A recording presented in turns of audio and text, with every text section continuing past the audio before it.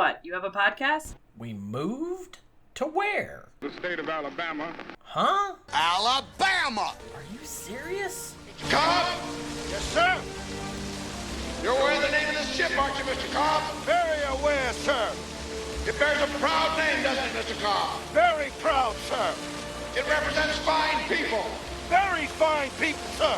who live in a fine, outstanding state Outstanding, sir. in the greatest country in the entire world. In the entire world, sir. And what is that name, Mr. Cobb? Alabama, sir. And what do we say? Go, Bama! Well, that was some damn fine propaganda. We are losing in the military so fast our readiness in terms of recruitment. And why? I can tell you why. Because the Democrats are attacking our military, saying we need to get out the white extremists, the white nationalists. Should allow white nationalists in the military? Well, they call them that. I call them Americans. The thing about being a white nationalist is just a cover word for the Democrats now, where they can use it to try to make people mad across the country. Identity politics. I was a football coach for 40 years. I agree they should. A white nationalist is someone who believes that the white race is superior to other races. Well, that's some people's opinion. My opinion of a white nationalist, if somebody wants to call him white nationalist, to me is an American. I am 110% against racism, but I want somebody that's in our military, that's strong, that believes in this country. That's an American. I mean, It's not. listen, It's a real definition. There's real concerns so if about you're going to do away extremism. with most white people in this country out of the military, we got huge problems People who are white, it's white nationalists. that have a few probably you see the different distinction, beliefs. right? But that there's is, a lot that of is a people white, that a believe white in different nationalist things. is racist, Senator. Well, that's your opinion. That's your opinion. Why you continue to insist that white nationalists are American? Listen, I'm totally against racism. If Democrats want to say that white nationalists are racist, I'm totally against that too. Good morning and welcome to another episode of Recovery from Politics Podcast. I'm your host, Kyle Frame, and today is Wednesday, August 30th, 2023. So today we're doing my favorite senator in the entire world, the well-known individual, Tommy Tuberville, who likes to be referred to as Coach, because he was a coach for 40 years. He likes titles, but apparently not senator too much. That's too up and high up for him. Anyway, that was just a mashup of his extreme difficulty in grasping the English language and what words mean. He doesn't know what a white nationalist is, and rather than just admitting it or whatever, like, he just keeps doubling down on it like it's crazy, right? Like, I could understand. He's an older dude, and he doesn't know what white nationalism is, and if you are completely ignorant, right, I could understand, nationalism, pride in one's nation, right? I mean, you could make that logical leap and be like, okay, he's confusing things, right? He thinks they're literally just talking about white Americans. But then it's explained to him multiple times over several different interviews. Days, weeks have gone by, months now. His own staff has clearly come up to him and been like, dude, this is what it means. But he still refuses to accept what it is. And that's why he has the special distinguishment of being the stupidest senator, because he refuses to learn or accept that, you know what, I just didn't know, which I think is a totally okay thing to say. And honestly, there's a part of me that is a little sympathetic to him for this, because we as voters, and voters are dumb, we hold our politicians to a high level where it's almost requisite on them that they have to know everything about everything. And that's just not true. They're human beings. And, you know, we could argue over whether or not a United States senator, especially one representing a state like Alabama with its history of racism, that he should be better informed about these terms or whatnot. But I could understand if he flubbed the first time and then came out and was like, you know what, I didn't know what I was talking about. It happens. Sometimes you don't hear the question. Whatever. But he doesn't. Now, in case any of you were confused on what the actual no shit definition of white nationalism is, I looked it up. So this is what you can find with a very quick Google search that almost all of us have access to these days. And white nationalism is a type of racial nationalism or pan-nationalism which espouses the belief that white people are a race and seeks to develop and maintain a white racial and national identity. Many of its proponents identify with the concept of a white ethno-state. So, this is pretty clear that it's not something you want. And honestly, this is one of my problems with Tommy Tuberville. And I really hope whoever the hell's running against him next time just calls him out and is like, on a debate stage, no less. This has to happen on a debate, and they have to give, no warning it's going to happen, basically.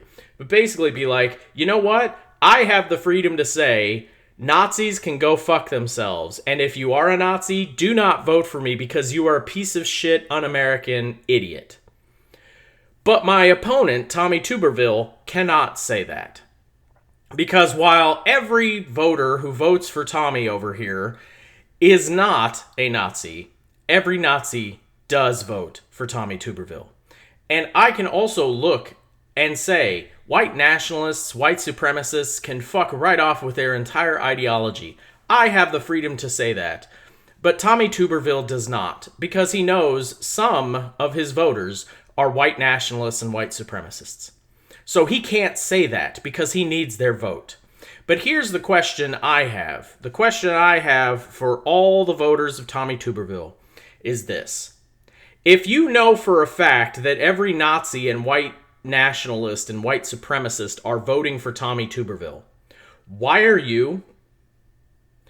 Don't you feel it's a little weird that if you and all of Tommy Tuberville's voters got into a group and saw each other, a portion of you would be waving the Nazi flag, and they would be doing it unironically and very seriously, like, yes, Tommy Tuberville is our man. And wouldn't that cause a normal, rational human being to pause for a second and wonder, why? Why am I on the same side as Nazis? And perhaps it's because the Nazis see something in Tommy Tuberville that they really like, and that should also give you pause. Because what is it about Tommy Tuberville that they really like? Now, one of the things that Tommy also likes to do is he likes to claim that he can't possibly be racist and doesn't have a racist bone in his body because he was a coach of black men for 40 years in college football. Now, this is, to me, very strange, and it's a red flag, okay? He is saying that he can't be racist because, in his experience, he has always been in a position of authority over black men, and it was never a problem. That's a problem, okay? You can't say you're racist when you hold a position of authority over the black men in your life. You just can't. I'm sorry. You can't use it as an excuse like, I can't possibly be racist. I told them what to do, and they always did what I said. That means we're good. They never complained about it. It's like, no, that's not what happens. If they don't do what you say, you can punish them. So you can't, you just can't use that as evidence. You can't just throw it out there like, well, I was a coach, and I coached black people, and, that means I'm not racist. No. You told them what to do and they did it all day long because you were a coach. That doesn't disprove racism. It also doesn't prove it. There are plenty of white coaches who coach black men and, it's not an issue. But I just find the idea that I can just throw this out there. And therefore, since I've coached black people and everything, that somehow I'm not racist. I'm immune from being racist because I told black men what to do and they always did it. See, so I can't be racist. That's what I find offensive about it. I think the entire argument is ridiculous and stupid. Which, again, is why he's just so damn dumb. He doesn't even live in the state. That's another thing that just recently happened. Like, he sold his final property. He's actually using, I think it's one of his son's addresses in the state of Alabama to claim residency here. But per his own tax records, he doesn't spend any money here. So he actually owns a mansion. Yes, he's very wealthy. He owns a mansion down in Florida next to his favorite Orange God King. So it's one of those things that's like, why is this guy a senator down here? Don't get me wrong. There are plenty of Democrats who are pro-military and, pro-border control. Trust me. You can find some. There are plenty of them. They exist, in fact, in places like Texas and Arizona and California. There are Republicans, there are Democrats who are pro-border security and everything else. I mean, you could find a Democrat who fills the void you need in your representation for your state, but instead, this state chose Tuberville because he was well known. And I get it. Voting is all about celebrity, and he had a well-established name, and therefore he was perfect to run. It's the same reason why Walker ran in Georgia. You know, he was a celebrity, he was a big name, so of course he ran. And name recognition does matter. I remember a few years ago, it was a big scandal because a guy named Joe Green, or Mo Green, point was his last name was Green, he ended up winning a Senate primary. And he, you know, barely paid for the fee to get his name on the thing. And the guy was totally not ready for prime time. You can see I think it was Keith Olbermann did an interview with him afterwards. It was like, who are you and what do you stand for? And the guy had clearly never done any work in front of a camera before in his life. I don't know if he was a plant or what, but, you know, everybody went in and was thinking, oh, he has a name that is extremely similar to this other famous person I know. I think it was a musician. And so they all voted for him. And the actual Democratic chosen, you know, primary individual just lost because he did not have name recognition. So it does matter, but I am still, you know, amazed that this guy even got there. I mean, he should have been curb stomped as far as elections go. This guy's bad at debates and everything else. He's just not good at anything. I've got other clips. He wants to privatize the military. He did say that. He said that on the Senate floor directly to a general, a 4-star general of, I believe, the Army and the Air Force were in front of him, and because he was on a committee with them and he was asking them questions, and he was touting one of them because one of them had been very pro privatization of the military. So he, you know, thanked them and said, yeah, we need more of that. So this is a guy who wants to privatize the military, which isn't a shock to me because the United States military as it currently stands is the single largest socialist entity on the planet. And if there's one thing that the right really wants to destroy, it's that. They say they're pro-military, but not really. They're pro-military spending.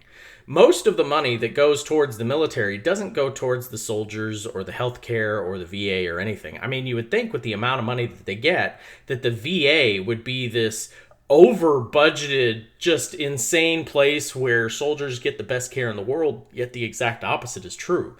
That money is proportioned out to weapons manufacturing, tanks that they don't need. There's literally whole fields of tanks just sitting there rusting. We don't need them. They won't stop building them. Same thing with jets and bullets and everything else, you know. That's what they love. But if you go ahead and you try to pass a bill, and I always point to like the moment John McCain lost me in 2008, I tried as hard as I could to be open-minded going into that election. But John McCain, there was a bill that came up that would have expanded GI benefits. And John McCain voted against it and said, no, you'll lose soldiers. People will quit the military and go to college instead. And it was like, yeah, you... Seriously? Like, that totally lost me, especially from somebody like McCain, who ran on this record of being pro-military. Again, he was always pro-military spending. He was never pro-soldier. Anyway, you can find somebody in Alabama, I'm sure, even a Democrat, who would vote pretty much the same way as Tommy Tuberville, yet for some reason he has it here. And it's nuts. He doesn't live in the state. He's pro-privatization of the military, which would not have the effect the people think it would. And another thing that he's extremely famous for right now, because he's in a bit of a battle with the military and the president of the United States, because he, as a senator, has abused the Senate rules to block every single promotion in committee in the entire military. Okay? Now, the Senate can bypass this by having a full floor vote with all 100 senators. But that is extremely time-consuming. Normally what happens is somebody gets nominated to put on a star for general, and just the committee votes on it. And it's a simple up or down, no supermajority is necessary. However, even though the Democrats have the majority, one senator can go ahead and put a block on whatever they want. Now, I find this to be dumb as shit. And if I were Chuck Schumer, I would be like, okay, you've abused it. I'm changing the rules. Like, seriously. But the Democrats never want to change the rules because they're idiots. They don't realize that if the shoe were on the other foot, they would change the rules in a heartbeat. Mitch McConnell would have totally come out and been like, the Democrats are blocking every military promotion. This is un-American. This is not safe for our military. Therefore, I'm changing the rule. The blue card rule, I think that's what they refer to it as, the blue card. You can just flash a blue card and say, I block this nomination. And that also goes for judges, too. You can block judges, you can block military, you can block anything in committee. Now, the workaround is supposed to be that the entire Senate can vote anytime they want. However, we all know that is extremely time-consuming and a pain in the ass. And also, then you involve, like, an extra 80 senators to something. Like, they all have questions. Now you're asking them to vote, and, you know, they want to vote correctly. Don't get them wrong. But, like, if you're not in the Armed Services Committee, you're not used to this vote, and now all of a sudden you've got to vote, it's like, well, I don't know who this person is. That's why we have the committee. So now all of a sudden they have to do their homework. Maybe they want to interview the individual as well. Now they have questions, and then all of a sudden people get involved, and they've got people calling their office and maybe protesting, saying this person actually said something really stupid on social media one time. And then the whole thing gets blown up, and now all of a sudden it's a political issue. So I'm not going to fault individual senators for wanting to do due diligence on a vote, period. However, that is what the committee is for. And I don't need the entire Senate to be involved on every single promotion that happens in the military. That's ridiculous. That's why they have a committee. Like, it's very special. Or at a minimum, I don't understand why Chuck Schumer doesn't just kick Tuberville off the fucking committee. Just be like, look, he's fucking up with our national security. We can't have this. The Marines are without a commandant right now. Like, that's a thing. Like, seriously, if 9/11 happened tomorrow, a good portion of this country could viably lay the blame on Tommy Tuberville. Yet for some reason, he's allowed to just carry on because, again, the Democrats respect norms and traditions. The right does not. But he's doing all of this on the assumption and belief that the President of the United States is somehow breaking the law in cahoots with the Pentagon. This is one of his arguments. He frequently says that what the President is doing is illegal and unconstitutional. Now, another reason why he's the stupidest senator on the planet is nothing that's happening is unconstitutional. And I can prove it very simply. If it were unconstitutional, Tommy Tuberville could bring a lawsuit and it would go before the Supreme Court, and the Supreme Court would smack it down 9-zip. But he doesn't bring it to court because he knows it's not unconstitutional. It's also not illegal for the same reason. He could sue, or he could get the Attorney General of Alabama to sue on his behalf. It would go to the Supreme Court, and the Supreme Court would shut it down. Yet that's not the tack that Tuberville is taking. Tuberville is merely putting a block on it because he's really mad about abortions. So he is misreading this rule that says that the United States government can't pay for someone's abortion. And he's going ahead and interpreting that as, well, the military, because, and again, no one is paying for the abortion. You know who pays for the abortion? The soldier or sailor who's getting it. But basically, the military is paying for them to go to another state and have the procedure done if the state that they're stationed in is now illegal. Say, for example, you live in Alabama and you find out you're pregnant at the 2-month mark, which is a couple weeks too late for you now. So now you have to go to another state to get it. The military will, because it's part of their health care, send you to another state and give you the time off necessary to recover from the procedure, just like they would any other health thing. The thing that I really find stupid about this is that at first Tommy Tuberville was trying to say, well, it just doesn't make sense, and nobody's trying to explain it to me. I haven't gotten one phone call from the president or anything. And I'm like, well, first off, there's your problem. The president doesn't need to fucking call you, period. If you're doing this because the president hasn't respected you and hasn't called you and kissed your feet, I'm sorry, you're in the wrong line of business. Personally, I think this guy was really hoping it would have been Trump as president because then the two of them could be all chummy, and that's how he thinks it is. But because he's so new to the damn Senate, it's like, you idiot, that's not how these things work. There's over 500 members of Congress. The president doesn't have time to deal with them, nor should he. It's not his job. The president does not, per the Constitution, per the way the job is supposed to be, is that the president is merely the executive, okay? He discharges the laws, he signs bills that are put on his desk, or he vetoes them. But otherwise, he has nothing to do with the legislative process. He nominates certain people to certain positions, and then it's the Senate's job to go ahead and vote. The president is not supposed to be involved in anything the fuck else. Like, me personally, I like the way the design is set up. It's just not done that way in real life. So we have that issue. But the thing that I have a problem with him is that it is officially been explained why the president and the Pentagon both support this particular issue. And this is the explanation. If you are a service member stationed in a state that has rolled back or restricted healthcare access, you are often stationed there because you were assigned there. It is not that you chose to go there. And so a service member in Alabama deserves to have the same access to healthcare as a service member in California, as a service member stationed in Korea. And so that's what that policy does. It's not a abortion policy. The department does not have an abortion policy. We have a healthcare policy, and we have a travel policy that allows for our service members to take advantage of healthcare that should be accessible to them. Exactly. And I love the fact that they brought up Korea in there as well, because you certainly wouldn't want a soldier or sailor being involved in, well, they're stationed in Saudi Arabia. And in Saudi Arabia, these procedures are not allowed. So I guess the soldier just has to live with the backwards medical practices that are in Saudi Arabia. You wouldn't want that at all. Period. So, you know, that just wouldn't happen. And furthermore, I have a really hard time believing that Senator Tuberville would also be against this if this were somehow a male procedure. Say, for example, if California decided, you know what? Once you have a vasectomy, it can't be undone. And also, we're not going to be, we're not giving out any more boner pills or whatever, right? And you just say that. And then some military members like, well, I just want to go to Nevada where I can still do that. And then some senator gets up and is like, well, I'm going to block all military promotions until you can't get your dick hard anymore.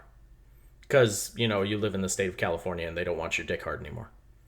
Like, seriously, that's how ridiculous some of this is. It's like, dude, you're not understanding the whole point. These service members do not have the ability to pick and choose where they go. And quite frankly, I'm surprised that hasn't come up by itself a little bit more. We let these assholes, and yes, I'm referring to these specific idiots in the military who refuse to do the COVID vaccine. We let those assholes stay in and not have to face any punishment for not getting a COVID vaccine. Yet for some reason, no one is protesting. I mean, if I was a woman stationed in Alabama or any of these other right-wing fuckwad stupid states, I'd be petitioning to get the fuck out immediately and be like, I'm sorry, my health is paramount and I don't have access to even basic stuff. Second thing that he's doing is that he's saying that because of this policy, you know, the United States military is going to be performing like 4,000 to 5,000 abortions a year. That is patently a fucking lie, straight up. Even the people that did the study have come out and said he is misrepresenting what they told him. Okay, there are 4,000 to 5,000 procedures a year that deal with things like ectopic pregnancies and stillborn and, you know, all kinds of things that go wrong. Like, those procedures are actually fairly common, but unfortunately, the way the laws are written in places like Alabama, you can't even get those standard medical procedures finished in the state. So, yes, previously, prior to when Roe v. Wade was overturned, you know, a service member could go ahead and have their procedure done, and it was no big deal. And so the only actual no-shit abortions that were happening in the military were a dozen, maybe 24 a year. No big deal, right? It's a very small amount given the number of people. Well, now all of a sudden the number's going to jump to 4,000 to 5,000. And it's not abortions. It's just the fact that doctors have the ability to do the procedures they need to keep these women alive and healthy. And he just doesn't understand that. And again, the people who wrote this study, who he says is like, oh, we commissioned this group, they were independent and bipartisan, and they found this number. And it's like, dude, you picked one number out of the study and made it mean whatever the hell you want. And no amount of anybody explaining this to him seems to change his mind. It's like, dude, somebody literally read him the definition of a white nationalist. He's still like, yeah, well, that's your opinion. It's like, fuck no, dude. This is what it means. Like, everyone agrees. This is what it means. And we'll still tell him, no, we're the 4,000 number that you came up with is total horseshit, and this is why. And he'll still be like, well, the president still hasn't called me. And it's like, you want Biden to explain this shit to you? Like, the president has other things to do. I'm not even a fan of this guy, but it's like, come on, Biden's got things to do. He's a busy guy. He runs the free world, you idiot. So, anyway, this is just like the stupidest senator, and of course he has all kinds of other problems wrong with him. He's a climate change denier, doesn't believe anything's there, doesn't want to help anybody in regards to that, probably would vote in favor of a wall, is patently anti-immigrant. I mean, really, but just doesn't understand the basics of human communication. Like, he keeps saying, I just want someone to explain this to me, and it's like, motherfucker, we have! We've explained it to you over and over again. Like, even his own party has. Mitch McConnell has publicly come out and said, I do not agree with what this guy is doing, because I think Mitch McConnell's even thrown his hands up and been like, I can't work with this guy. He doesn't know how to communicate. He can't speak. He doesn't know how to critically think. If I tell him the sky is blue and he's already thinking that it's gray, there's just nothing you can do about it. You can't convince this guy. Because again, everyone has explained to him, like he's in kindergarten, this is why we're doing these things the way we're doing, and this is why what you're doing is so damn destructive. And yet he will not go back on it. He won't go back at all. And that's why I refer to him as stupid, and that's why I think everybody refers to him as stupid. He is just willfully ignorant, stupid. Completely stupid. The stupidest senator. And honestly, if I was running against him, next time somebody runs for Senate, I wouldn't even use his name. I would call him Senator Stupid. That's Senator Stupid right there. Everyone agrees. Every newspaper has called him stupid, or called his ideas stupid, or called his processes stupid. Everyone thinks he's stupid. So why should I refer to him as his name? He is Senator Stupid from here on out. I will give, requisite, politeness and respect to his title, senator. I refuse to call him coach because he is not a coach anymore. He is a senator. So that is Senator Stupid right there. The absolute dumbest motherfucker in the entire Senate, and it ain't even close. Like, some of these guys, like, Jesus, we got Chuck Grassley, who has buddied up with Nazis directly and has photos of him with Nazis, and Mitch McConnell was taking photos with Confederate traitors, and you've got all of them, but they're not stupid. They're dumb for doing it, but I mean, they can explain it away, or like hem and haw or whatever. Like they don't just double down on it. He does. He refuses to listen to the English language. And again, if you're running against this guy, it is really easy to do it. Demean him at every opportunity and call his voters, specifically the white supremacists, the Nazis. Just be like, I can say that Nazis are idiot, asshole, fascists who deserve to die. Just say that straight up. And be like, but Tommy Tuberville can't say anything bad about Nazis at all. He'll just say something like, oh, well, I disagree with him and all that. But no. He should come out and say, I do not want a single Nazi voting for me. I think Nazis are scum and don't deserve to exist in the United States of America. If he could come out and say that. I mean, seriously, just challenge this guy, go after him. But the sad part is, I don't think any Democrat is going to do that anytime soon because, again, they all want to play nice. The thing that should be happening to Tuberville right now is either Chuck Schumer should drop his balls and kick him the fuck off his committee and just be like, yeah, no, you're off. Sorry. Or he should just go ahead and change the rules and be like, fine then. You can't do this anymore. But they won't, because that would change the norms. Or, God forbid, they're afraid, no, if we do that, then Mitch McConnell will do worse when he's in charge. And this is my least favorite argument that they make, right? Because they've done it before. oh no, we ended the simple, because it used to be that judges needed to be confirmed by 2/3 of the Senate. That was all judges, not just the Supreme Court, right? They used to be 2/3. Well, then Mitch McConnell started playing hardball and was like, yeah, fuck off. I'm not giving you more than, I'm not giving you the votes to do this. And all those court things during the Obama years, no court seats were being filled for the first couple years. Until finally, and I don't even think it was Chuck Schumer, I think it was Harry Reid, who went ahead and said, fine, we're changing the rules. You can't do it anymore. Judges now require a simple majority. But they left the 2/3 rule in for the Supreme Court. Well, as soon as things got turned around, Mitch McConnell went ahead and changed the rule and said, no, now it's a simple majority for the Supreme Court. That's my punishment to the Democrats for making it just a simple majority on the rest of them. So that's where the Democrats are so paralyzed by fear on this. They don't want to change the rule and get rid of the blue card thing because then they're afraid, well, then no, because if the Republicans are in the majority, then we won't have anything to do. We won't be able to stop what they're doing. And me personally, I'm like, good.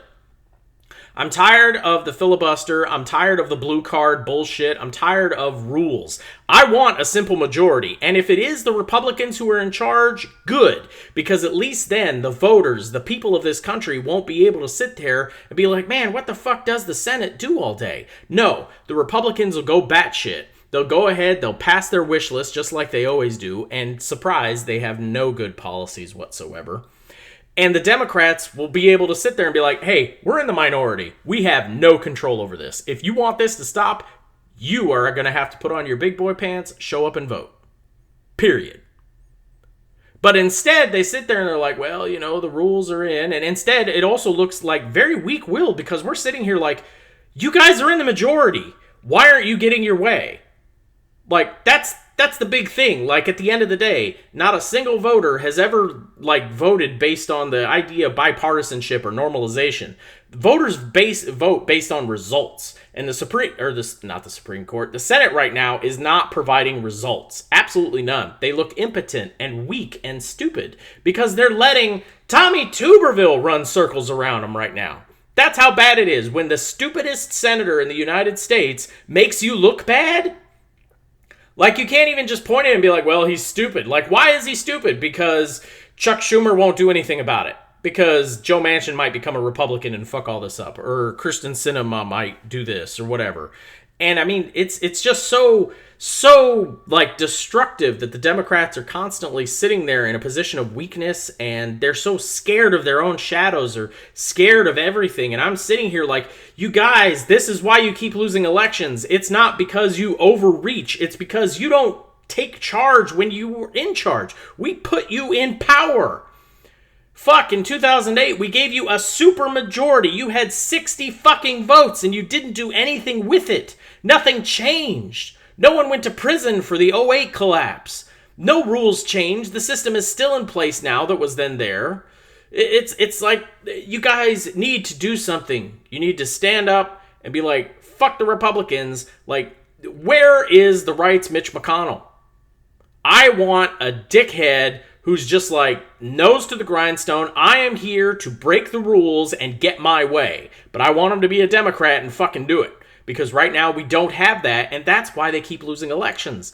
That's why the American people are like, man, it really doesn't fucking matter who I send to office, because it's either the guy on the right who does everything I fucking hate, or the guy on the left, supposedly, granted center, but, the guy on the left, or at least the left of him, who doesn't do fucking anything. So it really doesn't matter. And then you wonder why, 60, 80 million Americans never vote all the time. It's like, yeah, why the fuck should they? Even if my side wins, I don't get anything.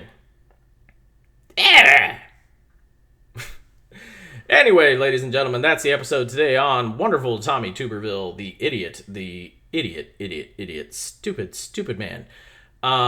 Seriously, this guy, whew. Alabama, you and I are going to have a long talk about this guy. Whew. Seriously, though, somebody should run against him and just call him Senator Stupid 24/7. That'd win. See you tomorrow. Thank you for listening all the way to the end.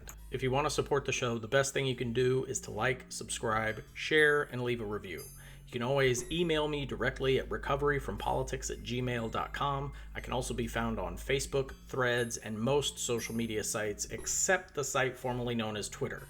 That's a Nazi site, and you will not see me on it anymore. Your support is crucial as this show is not monetized. It is a one-man show using free software on his free time, so your reviews mean a lot. Thanks again for listening, and I'll see you next time.